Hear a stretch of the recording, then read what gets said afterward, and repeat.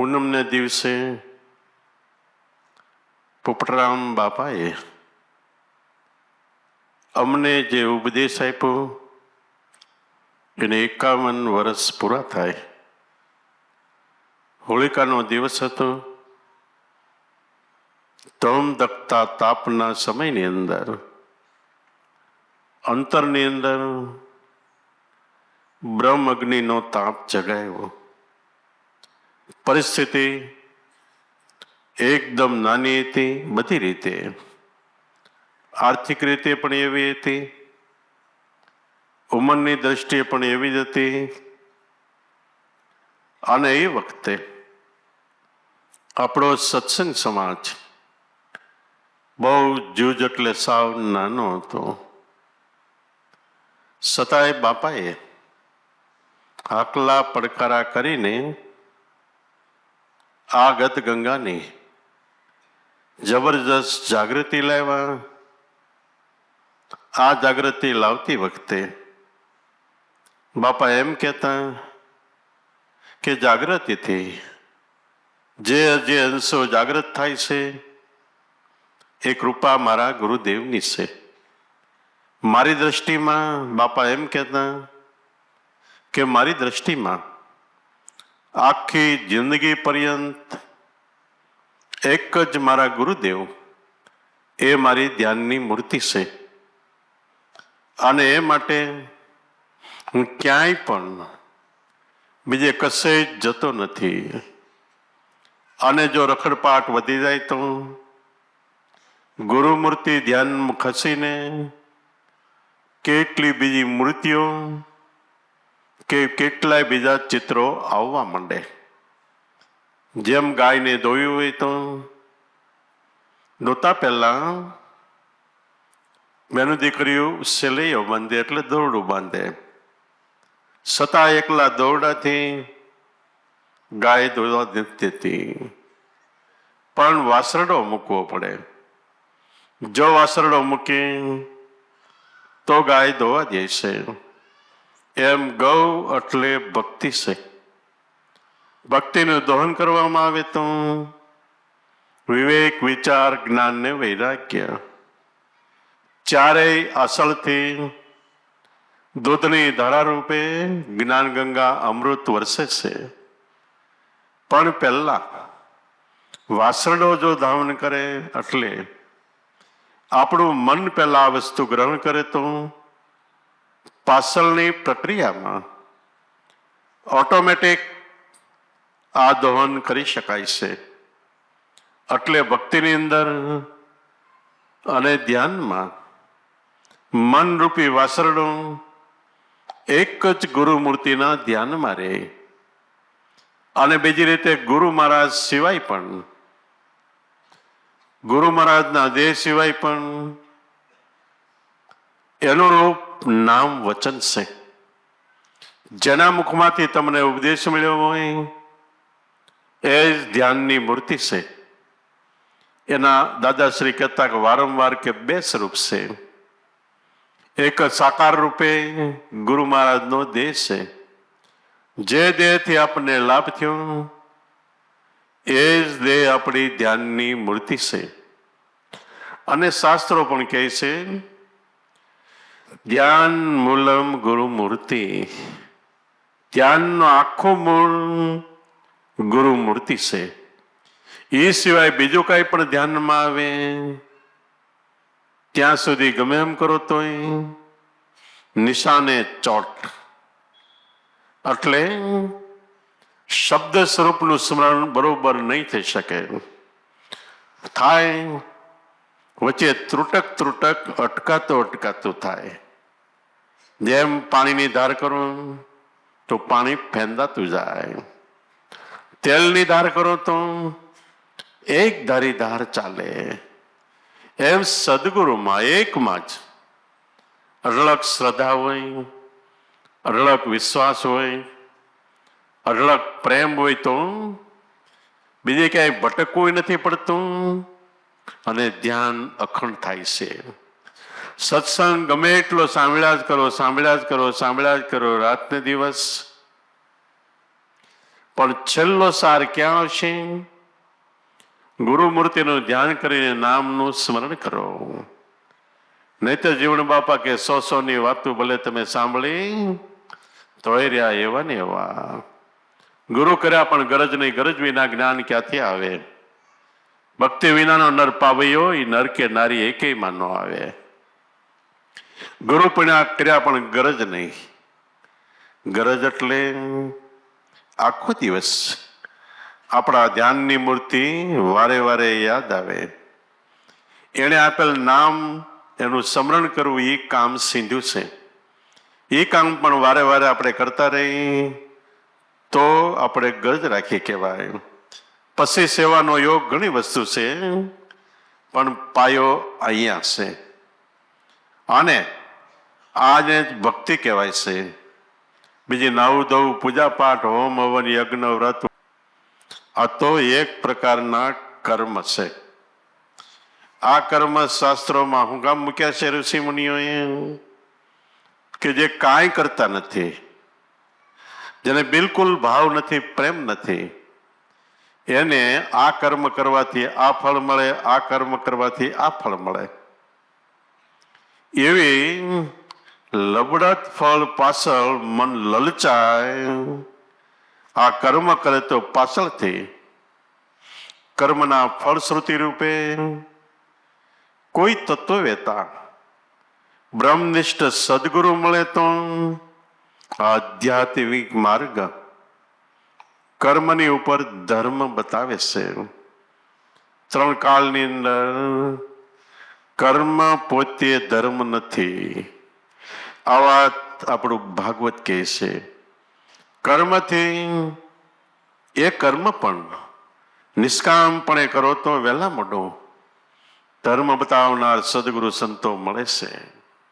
કર્મ વાંજ્યું નથી.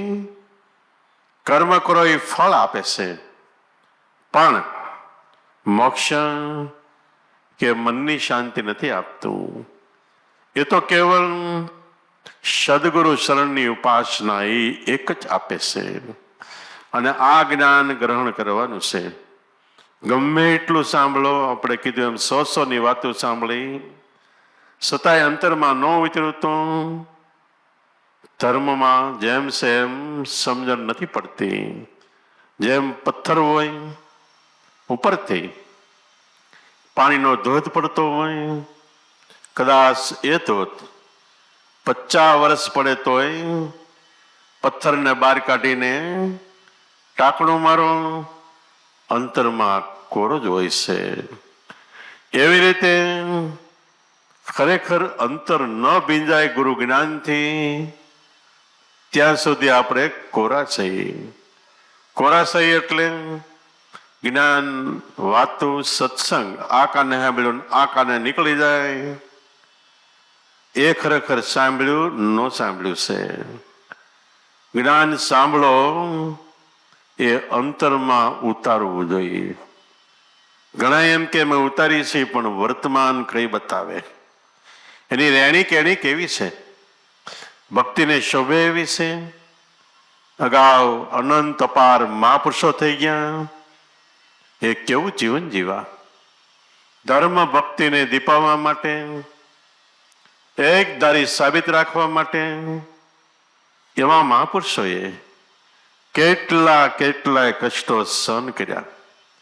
પોતાના કુટુંબની પરવાર ન કરી, ધંધાની પરવાર ન કરી, છેલ્લે કહી તો દેહની પણ પરવાર ન કરી. એ તો આગળની વાત. પણ આપણા દાદાશ્રી કે પોપટરામ બાપાએ પરમાર્થ અર્થે, ધર્મના કાર્ય અર્થે, સત્સંગ અર્થે, એથી નજીક આવી તો આપણા અર્થે જીવન ઘસી નાખ્યા. કુટુંબ ક્યાં છે? સગાવાલા ક્યાં છે? ધંધો ક્યાં છે? બાળકો ક્યાં છે? એ પરવાર કર્યા વગર રાત ને દિવસ ઉજાગરાઓ કરીને પોતે જે અમૃત રસ પાન કર્યું છે, કોઈ પીવો, કોઈ પીવો, કોઈ પીવો, એને માટે કેટલો ભોગ આપ્યો છે. આ એનું વર્તમાન કઈ બતાવે છે. વાત ગળે ઉતરે એટલે ખરેખર વાણી વર્તન ફરી જાય છે. કબીર સાહેબ કે વાણી હમારી ફીર ગઈ એટલે સત્સંગ ગળે ઉતર્યો. એ તન એ દેશ. તન એટલે શરીર, દેશ એટલે અંતઃકરણમાં. સદગુરુની વાણી આપણા દેહમાં અંતઃકરણમાં ઠેરાવી જોઈએ તો મેળાએ પ્રેમ ઉપટે, મેળાએ ભાવ પ્રેમ થાય, મેળાએ સેવાની જાગૃતિ આવે. વાણી અમારી ફીર ગઈ એ તને એ દેશ. ખારી હતી સો મિશ્રીભાઈ, ખારી જેવી વાણી. કેવી વાણી? બોલતા હોય તો પથ્થર પડે.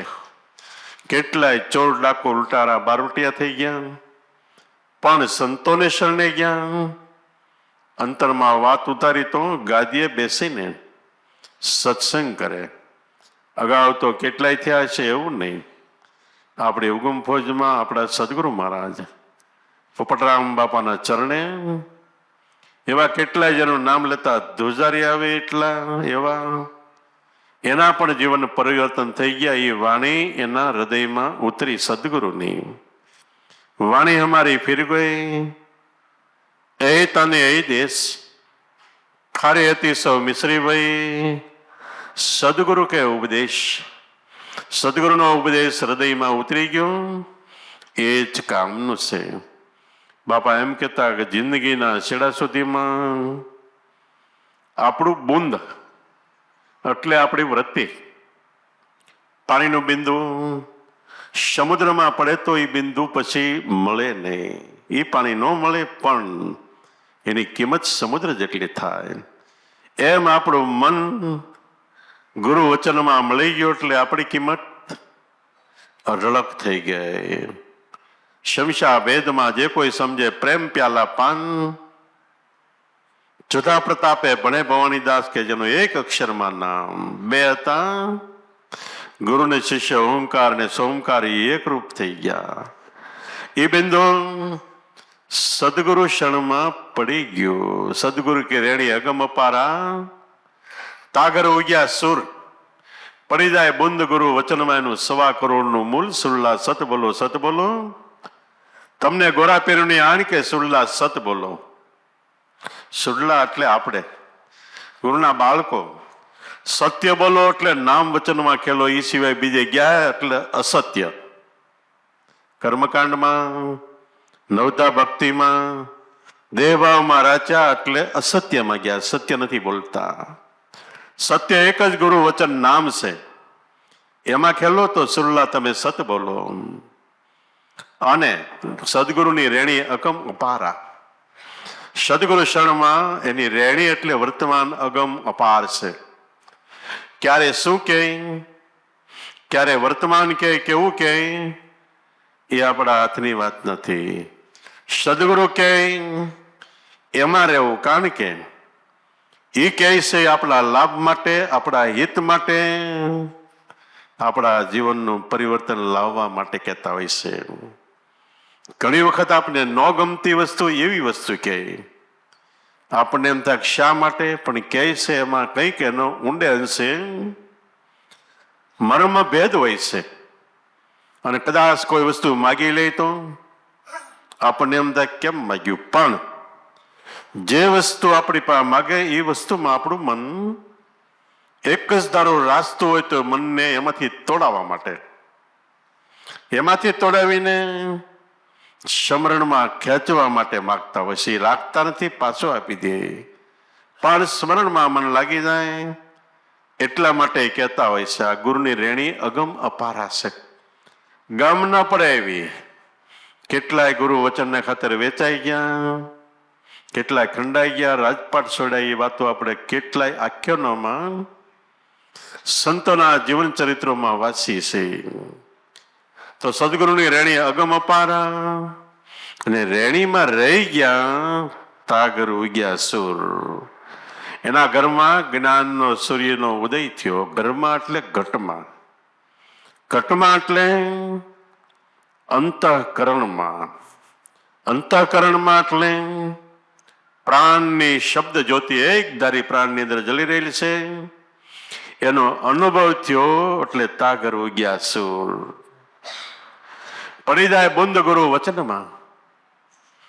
આપણી વૃત્તિ એકવાર જિંદગીના છેડા સુધીમાં ગુરુ વચનમાં મળી જાય. બાપાએ કીધું કે ધન્ય જેની વૃત્તિ વચનમાં વિરામી, એના મટી ગયા સર્વે વાદ વિવાદ. એકવાર આપણી વૃત્તિ વચનમાં વિરામી એટલે બધો ભગવાન કેટલા છે, ક્યાં છે, કેવા છે, અનેક ધર્મ, અનેક સંપ્રદાયો, અનેક પંચ પ્રણાલિકા બધું એક થઈ ગયું. અનેક હતા સો એક મેં સમાયા, નહીં બાણ હરી ભીતર ભેદ્યા. બાણ સાહેબ કે અનેક હતા મારે માટે પહેલા, પણ એકમાં હમાઈ ગયો તઈ નહીં ભાણો. બાણ સાહેબ કે હું બાણ હતો એ નહીં, હું બાણ જ નથી, હું સીધો આત્મા છું. નહીં બાણો હરી ભીતર ભેદ્યા. હરિ ભગવાનને અંતરમાં ભેદ્યા, અંતરમાં એની ઓળખાણ થઈ. નહીં બાણો હરી ભીતર ભેદ્યા, જ્યોતિમે જ્યોતિમે લાયા. સદગુરુની મહાજ્યોતિમાં મારી જ્યોતિ સમાઈ ગઈ. તો પડી જાય ગુરુ વચનમાં મન વૃત્તિ આપણી, એનું 1.25 કરોડનું મૂળ આંકી ન શકાય એટલું મૂળ.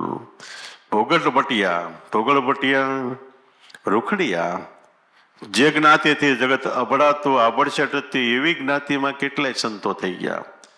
વળી સાવ ભિખારી અવસ્થામાં, ઘેરે કાંઈ ખાવાનું ન હોય એવી અવસ્થામાં પણ ગુરુ વચનમાં મન ગળ્યું એટલે 1.25 કરોડનું મૂળ આંકી ન શકાય.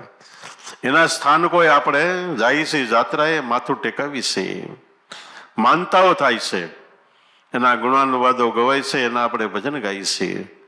બધાનું મૂળ ક્યાં છે? ગુરુ વચનમાં, સદગુરુ શરણમાં.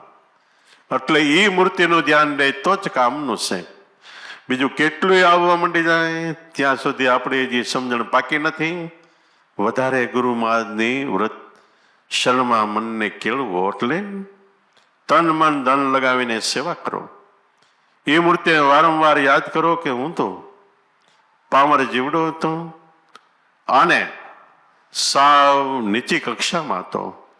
ધન્ય છે મારા સદગુરુને કે અનન જન્મથી એને બાવડી ચાલીને શરણમાં લીધો અને કૃપા દ્રષ્ટિનો હાથ મૂક્યો. નામ વચન આપ્યું એટલે ગુરુ મહારાજની પૂરેપૂરી કૃપા છે. કોઈ કે કૃપા રાખજો, કૃપા રાખજો, કૃપા રાખજો, નહીં, એ તો મોટાના શબ્દો છે. એણે નામ આપ્યું એટલે પૂરેપૂરી કૃપા આપણી પર વરસાવી દીધી છે. હવે એ કૃપાને ઝીલવા માટે જેમ આકાશમાંથી વરસાદ વરસે એને ઝીલવા માટે આ વસુંધરા પૃથ્વી જબરજસ્ત છે. એમ ગુરુ કૃપા આપણી પર વસે છે અઢળક. એને ઝીલવા માટે જેવી ધરતીની ધારણા છે, પૃથ્વીની જેવી ધારણા છે, જેવી સ્થિર છે, ફરે છે પૃથ્વી, પણ આપણે જ્યાં હોય અહીંયા સ્થિર છે. આ પૃથ્વીને ગમે એટલી ખોદો, ગમે એટલા કુવા ગાળો, ગમે એટલા સાર પાડો, એની ધારણા અડગ છે. એવી આપણી મનની ધારણા થઈ જાય તો આપણે ગુરુ કૃપા ઝીલી શકીએ છીએ.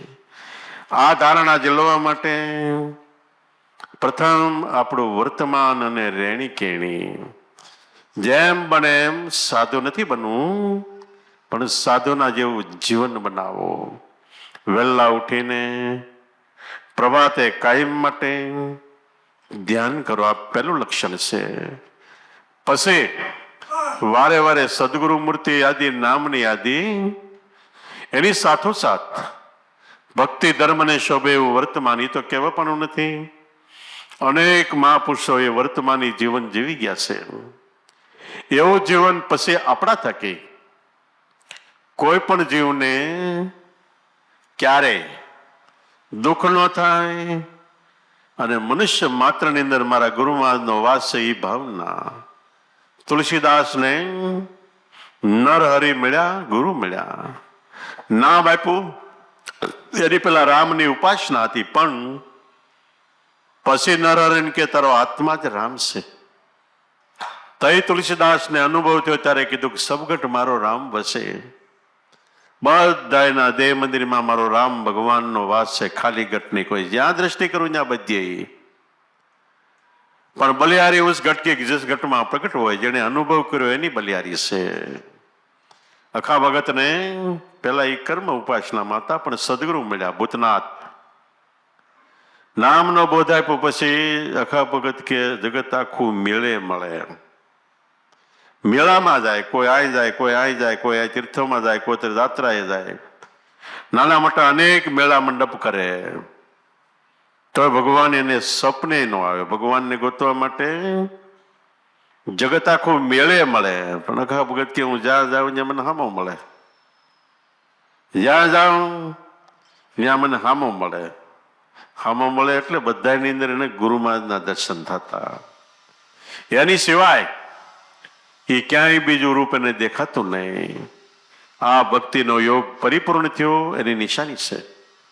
તો આપણે જગતમાં ગમે ત્યાં જાય, બધે ગુરુ મહારાજ છે એ વાસ રાખો, એ ભાવ રાખો, તો આપણો યોગ એટલે જે સાધના મળી છે એ વહેલી પરિપૂર્ણ થાય છે. એક ભાઈએ બાપાને કીધું કે બાપા, મારે અભણ છું, યાદ શક્તિ નથી, મારામાં શરીરની અને મનની ઘણી ખામી છે. હવે મારે બહાર ગામ જવું હોય તો હું બીવું છું, હું ભૂલો પડી જઈશ, મને પાછો રસ્તો મળશે કે નહીં, અને એમાં શહેરમાં તો કેમ જાઉં, ગામડામાં એવું લાગે છે મને, એનો રસ્તો બીજી વાર મળતો નથી. બાપા કે હવે એક વાત નક્કી રાખજે કે તને સદગુરુ રૂપે હું મળ્યો, હું બધે છું એવી ભાવના રાખજે. મારા વગર અણુ માત્ર જગ્યા ખાલી નથી. જે કાર્ય સાધના કે જે કામ કરવું હોય તે સામે જે વ્યક્તિ હોય એ વ્યક્તિ નહીં, એ માણસ નહીં, પણ મારું રૂપ જોજે. અને એવી રીતે તું જીવન જીવીશ તો તારી બધી ખામી દૂર થઈ જાય. ભલો ભલો પણ વિશ્વાસ વધારે. એને એવી રીતનું જીવન ચાલુ કર્યું.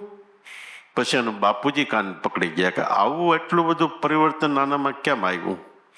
હવે ક્યાંય કામમાં કોઈ ખામી નહીં, કચાશ નહીં, જ્યાં મોકલો ત્યાં એકલો મોકલો, રાત ને દિવસ બીતો પહેલા, પણ એ બધું બંધ થઈ ગયું. અને અમારા ગામમાં બીજો દાખલો આપું. એક ભાઈ દુકાન ચલાવતા, 71ની લડાઈમાં કેરોસીનની તંગી પડી ગઈ અને કેરોસીન કાર્ડ ઉપર સરકારે ચાલુ કર્યું. કાર્ડ સિવાય કેરોસીન કોઈને આપવાનું નહીં. અને વેપારીઓ માથે સ્ટોક મર્યાદા મૂકી કે આટલું કેરોસીન તમારે રાખવાની છે, વધારે નહીં. તે આ ભાઈએ ગોડાઉનમાં એક મકાનને તાળું મારીને એમાં કેટલાય ટીપણાઓ કેરોસીન હંગરી રાખ્યું. હવે સરકારને ગમે એમ ખબર પડી ગઈ, રેડ પડી અહીંયા, આનું પડી ગયા. જામીન ઉપર છૂટ્યો ખરો, પણ કેસ હાલતા હાલતા આનો વકીલ કે તને હવે સજા પડશે 10 વર્ષની. આવડો કે મારો સજામાં માળો વિખાઈ જાય, ઘર કુટુંબ બધું અસ્તવ્યસ્ત થઈ જાય, ધંધો બધું અસ્તવ્યસ્ત થઈ જાય, હવે શું કરવું. ઘણી મથામણ કરી વકીલને કે આમાં છૂટાય કે નહીં. હાઈકોર્ટમાં જવું પડે, ત્યાં ખર્ચો કેટલોય થાય, આ કેવું ન પૂગી ગયું. તો પછી છેલ્લે એ બેઠો બેઠો વિચાર કરે, તા વિચારે પોપટ બાપા પાસે જાઓ. અને બાપા પાસે આવ્યો. અમે બધા બેઠા હતા ને મીડિયો પગ પકડીને રોવા. બાપા કે પણ શું છે? તો કે મને વકીલ એમ કે છે કે હવે તને 10 વર્ષની સજા પડશે, કે કારણ કે ગુનો પાકો સાબિત થઈ ગયો છે. કે તે બાપા કે તું છે ને આ છેલ્લી સુનાવણી અને એની પછીની સુનાવણી સજા આવતી હતી, 2 વખત તું કોર્ટના કમ્પાઉન્ડમાં દાખલ થા. ત્યાંથી બાપાએ પોતાનું નામ નતું, દાદાનું નામ નતું, લાભુ દાદાને યાદ કરતો હતા. ન્યાયાધીશ બેઠો હોય એ ન્યાયાધીશ નથી, પણ લાભુ દાદા છે એમ યાદ કરતી. એ કોઈ સજા ન કરે કે લાભુ દાદા હોય. કે ન્યાયાધીશ માનીશ તો સજા ઠપકારશે, લાભુ દાદા તો ભલા ભોળા, એ કોઈ સજા કરે કે બોલો કે એમ ખરેખર તો કે હા. પહેલી વખત ગયો છેલ્લી વખત ગયો તઈએ એમ કર્યું, પછી સજા આવતી હતી તઈએ એમ કર્યું, આ તો દાદાનું રૂપ છે લાભુ દાદા. મનની અંદર ઘેરેથી સંકલ્પ થયો. દાદાએ કીધું તો બાપાએ કીધું તું મેદાનમાંથી સંકલ્પ કરજે, પણ આને એટલી બધી બીક તે ઘેરેથી ચાલુ થઈ ગયું રટણ. અને બીક હોય તે ભગવાન વધારે સાંભળે. સુખમાં સાંભળે સુંદરી, દુઃખમાં સાંભળે રામ. સુખમાં સુંદરી સાંભળે એટલે સારા સારા વિચારો એ બધું સાંભળે. મોજ શોખના કેટલા એવા જે કહેવાય નહીં એવા. પણ દુઃખમાં રામ ઘેરેથી રટણ ચાલુ થઈ ગયું. અને બીજી છેલ્લી વખતે સુનાવણી વખતે ન્યાયાધીશ કહે આને નિર્દોષ છોડી મૂકવામાં આવે છે. ઓલો તો સોધારાશ્યો રોવા માંડ્યો. ન્યાયાધીશ કે કેમ? તો કે બસ આ કૃપા અમારા ગામમાં પોપટરામ બાપા સંત છે એની કૃપા છે, એનેથી હું છૂટ્યો, નકર છૂટ જ નહીં. ન્યાયાધીશને રોવાડા ઉભા થઈ ગયા. એ કે મારે હું કેવું હતું હું કહીને બેઠો, ગમે એ થઈ ગયું ફેરફાર. તે કે છૂટ્યો કેમ તું કેવી રીતે કે હું માનશો? તો કે તમે નહોતા, અમારા ગુરુમાં એ તમે હતા એમ મેં કે રટણ કર્યું એમાં છૂટી ગયો. કે ન્યાયાધીશ એટલું બોલ્યા તું એને હવે ભૂલતો નહીં, તને જેને છોડાવ્યો એને ભૂલતો નહીં. તો કે ન ભૂલું. શ્રીફળ ને હાકર ને બધું લઈને આવ્યો બાપા પાસે અને પગે લાગ્યો અને રોયો. પછી બાપાએ સાંત્વના આપી કે હવે તું છે ને છૂટ્યો છે દાદાની કૃપાથી, બાકી ન છૂટ્યા ગયા. કે તો કે હવે શું કરવાનું? બાપા કે સત્સંગ કરે. 6 મહિના આવ્યો, 6 મહિના પછી ભૂલી ગયો. અટાણે બધા એમ કરે છે, એવો મને કેટલોય અનુભવ છે, કેટલાય નો. પેલા હારા બોળો સોપડે ને વાંથી પાણી ઢોળ કરે. ખરેખર કેટલાય એવું કર્યું છે. તો ખરેખર ગુરુ કૃપા દરેકની માથે હોય છે, પણ કૃપા ન ભૂલે એની માથે વરસાદ એક ધારો રહે છે.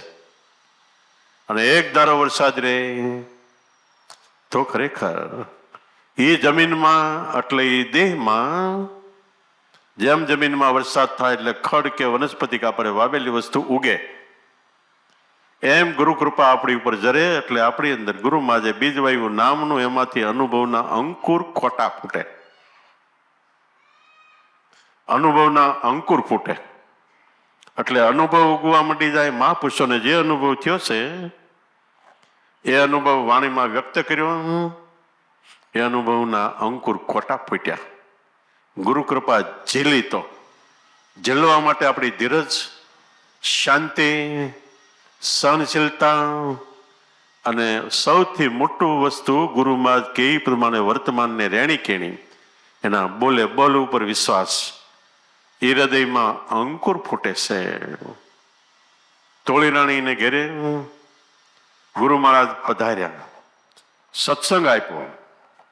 પછી તોળીરાણીને પાસેથી વિદાય લેતી વખતે ફરીવાર ક્યારે આવશો, ફરીવાર ક્યારે આવશો? ગુરુ મહારાજ ફળીમાં દ્રષ્ટિ કરી એટલે આ ફળીમાં આ ઠૂઠું છે એમાંથી અંકુર ફૂટે તઈ હું આવીશ.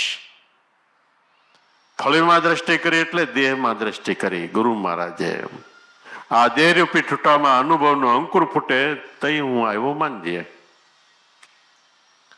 એને માટે શું કરવાનું? તોળીરાણી કે ગુરુ મહારાજ કે તારે ખાલી વાટ જોવાની અને વારે વારે ગુરુમૂર્તિની યાદીને નામનું સ્મરણ. આનાથી ઓટોમેટિક તારા દેહરૂપી ઠૂઠામાં અનુભવના અંકુર ફૂટશે. અને અનુભવના અંકુર ફૂટ્યા. તોળી ફરી વાર નાતા હતા અને કોઈ એમ કીધું ગુરુ મહારાજ પધાર્યા. નાતા નાતા પહેલી દ્રષ્ટિ ક્યાં ગઈ? ઠૂઠામાં, કે ઠૂઠામાં અંકુર ફૂટ્યા છે કે નહીં. પહેલી દ્રષ્ટિ દેહમાં કરી કે આમાં અનુભવ થતો ધબધબાટી બોલવા માંડી. કે તોળીરાણીને શબરીને ગુરુ માતંગ ઋષિએ કીધેલું કે રામ તારે અહીંયા આવશે, વાટ જોજે. 70-80 વર્ષ વાટ જોઈ. રામ આવ્યા એમ કીધું, અંતરમાં જોયું તો અનુભવના અંકુરનું એકદમ સ્ફુરણ થવા માંડી ગયું. તઈ શબરીને એમ થયું કે ગુરુ મહારાજ રૂપે રામ આવ્યા છે. ધોળીને પગમાં પડી ગઈ અને બેહારીને મંડી પ્રદક્ષિણા કરવા. ઘડીક પ્રદક્ષિણામાં ગુરુમૂર્તિ યાદ આવે, રામની યાદી.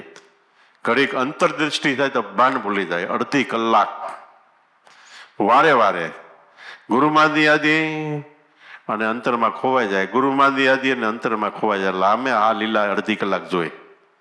તાલગીરામ બોલ્યા ને કે આનો ભાવ કેવો, આનો પ્રેમ કેવો, પ્રેમથી આનું હૃદય ભરપૂર સલકે છે.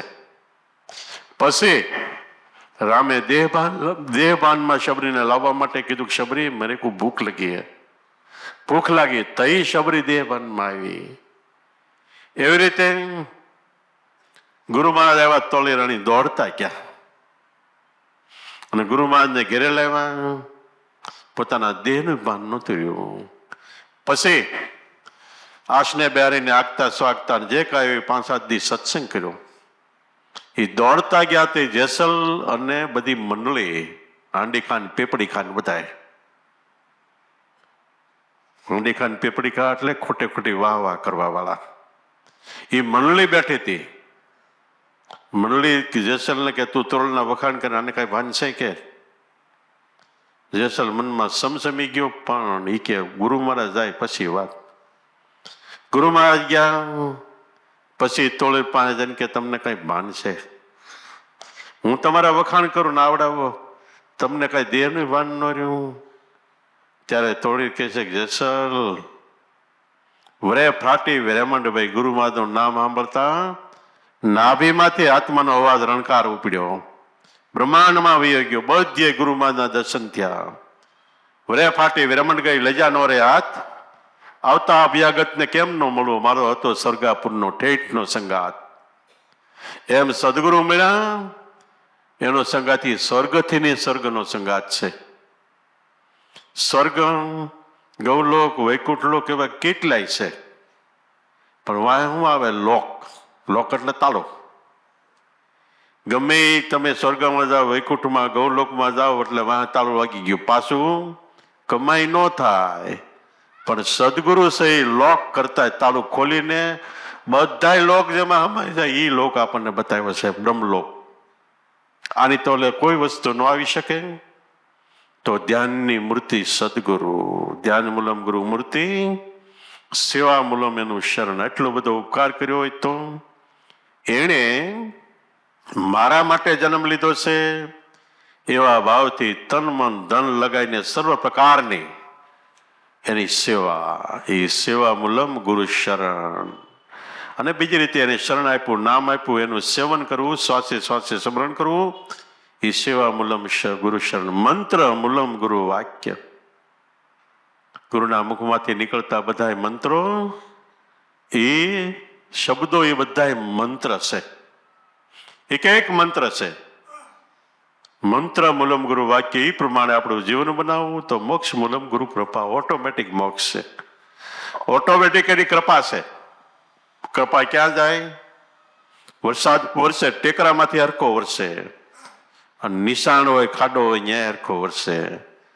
પણ જ્યાં ટેકરા ઉપરથી ઢાળથી ખાડામાં વહી જાય, એમ નાના હોય, બાળકો હોય, અબુચ અજ્ઞાન હોય, એની ઉપર ઓટોમેટિક કૃપા વહી જાય છે. વરસાદને મન નથી. કોઈ કે તમને આમ ને તમને આમ ને, બધું ખોટું, એને મન નથી. સંતો મહાપુરુષોને કૃપા દ્રષ્ટિ એક જ ધારી હોય છે બધાની માથે. જેમ વરસાદ વરસે તો પાણીના સરોવરમાં વરસે, મીઠા પાણીના સરોવરમાં વરસે, અને ખારા પાણીમાં, ખેતરમાં વરસે, ખારામાં વરસે. પણ ઠેરાય ક્યાં? ઝીલવા માટે કોઈ તળાવ બનાવ્યો હોય, કૂવો બનાવ્યો હોય, કોઈ પાણીના પાત્રો મૂક્યા હોય, કે કોઈ ખાડો બનાવ્યો હોય, ત્યાં પાણી જાય છે.